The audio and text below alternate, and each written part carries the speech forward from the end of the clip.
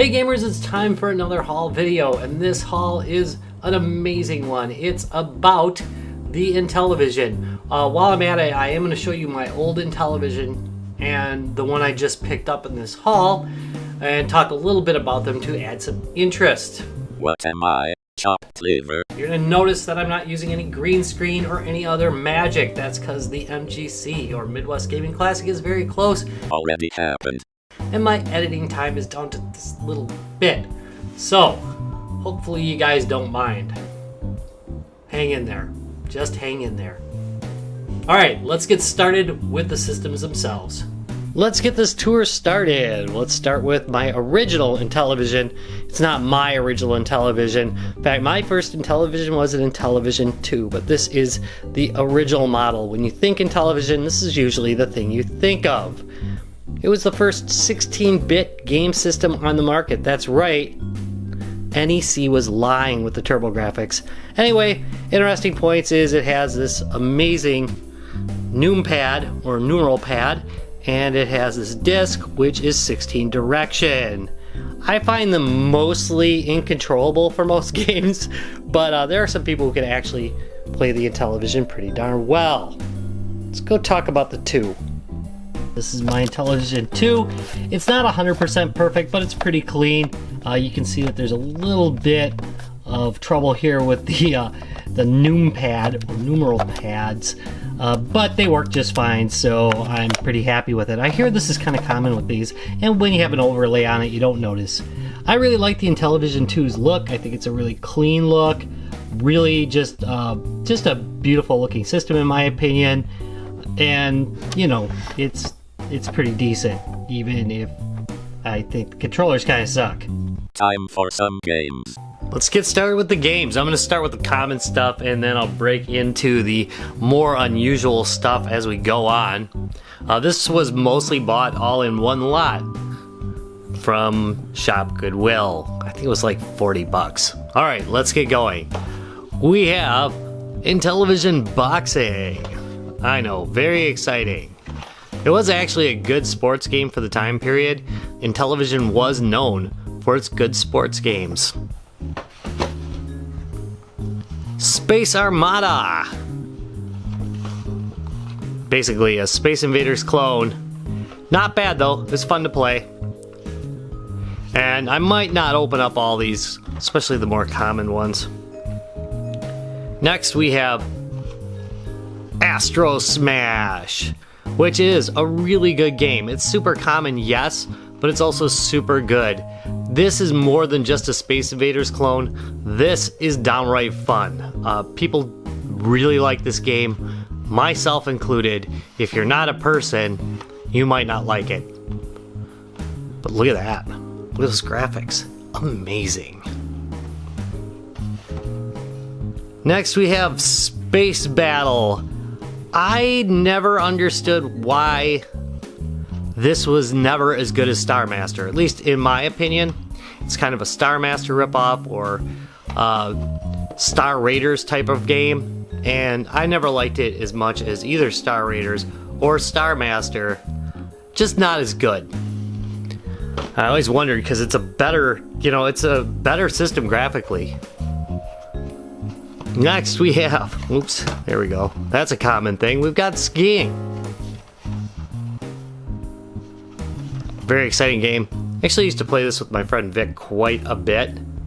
Not a bad game at all. Not fabulous though. Here's some stuff I never did play, and I'm probably never gonna play this one. NFL football. I used to play football on the Atari 2600. Never really cared for anything past that. I know. Atari 2600 version, oops, of football is really pretty bad, but I enjoyed it. So, personal choice. Next we have another one I used to play with my good friend Vic. This is Auto Racing. It's really a good version of Auto Racing. It's kind of like Indy 500, and it is fun. There we go. I was really kind of jealous of this particular game when I was a kid, because this was really a lot of fun and just a great all-around game. Good racing game. And I didn't have that before, so I'm glad I picked that up. Next, we have a really crushed copy of Tron Mazatron. This was kind of a big deal back in the day because it really is yet another interesting looking game. As you can see, really kind of cool.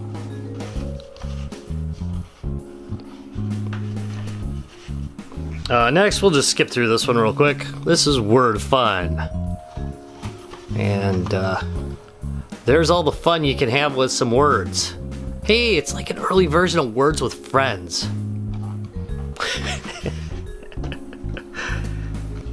And of course, we have Armor Battle, which was a lot like Combat. Also really a good game though. It was not a bad knockoff type of game. It was really good and it was fun. I don't think it looked exactly like that either. I think that's a little bit off of what it really looked like. But not a bad game either. Next, a couple more sports games. We got NHL hockey. I never played this in my entire life. I used to love the one, it was just called hockey. The Activision version of hockey was really good. And I did used to play the old NHL series. Thought it was pretty good too. I think I had it on my PC. I'm pretty sure I upgraded a PC to play that. But I'm just no longer into that anymore, really. Next we have Major League Baseball. I did play this a little bit. I didn't really care for it again. You know, Atari had some really basic sports games. Look at how beat up this one is. That is really rough. But Atari had some really basic sports games, but I really liked them because they were very accessible. And that's nothing to be hating on. Here we have Star Strike, which is a lot like that Death Star trench sequence from Star Wars. It was a pretty big game for the Intellivision back in the day, thanks to its rather fine graphics and really good gameplay. So it is a really pretty decent game. It's very common, however, it is also very good. Next we have one I didn't hear about till way after the demise of the Intellivision, and that one is Shark Shark. And a lot of people are really fond of this game. You play a little fish who basically eats other fish to grow bigger, and you try and nibble away at the shark as well and survive as long as you can. This was later created as a iPad game that was pretty popular too, and I think PopCap made a game based on it as well. Really good game. And definitely, if you have an Intellivision, you're probably going to want this one because it's held up really well over time. And let's do a little bit of sports.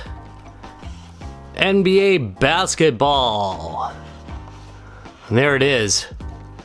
Again, loved the Atari sports, not so much these, but boy, that looked really good back in the day. That is an attractive looking game, and it's also one of the reasons why Intellivision was known as the system for sports games. Back in the day, of course. Next we have Frog Bog. And it is not like Frogger. In case you're wondering, it is not like a Frogger knockoff. It is its own type of game. I haven't played a whole lot of this one, but I knew a couple people were really fond of it and have good memories of it. So I'm glad to have that one because I did not have it in my collection before. AD&D, nice early RPG for the Intellivision. Fabulous looking game. And fun to play, supposedly, if you know what you're doing. When I was at MGC, people kept putting this back into the Intellivision after I took it out because I didn't think it would be very accessible, but obviously, people have really fond memories of this game. So, yeah, this is like copy number 3. Next, we have Math Fun. No one should be without some math fun. Look at that beauty. And I think that's all I have to say. Is this finally a game you can play with that dial pad or whatever the heck it is on the Intellivision controller? Hopefully. Next we have Snafu. This is like the Tron Light Cycles game. Basically you drive around and try to cut off your enemy. And that is a good game. Very basic graphics, but a really great game. I noticed that from the Atari version, they added this, like a diagonal ability as well. I don't think it has like the drawing capability of the Atari version though.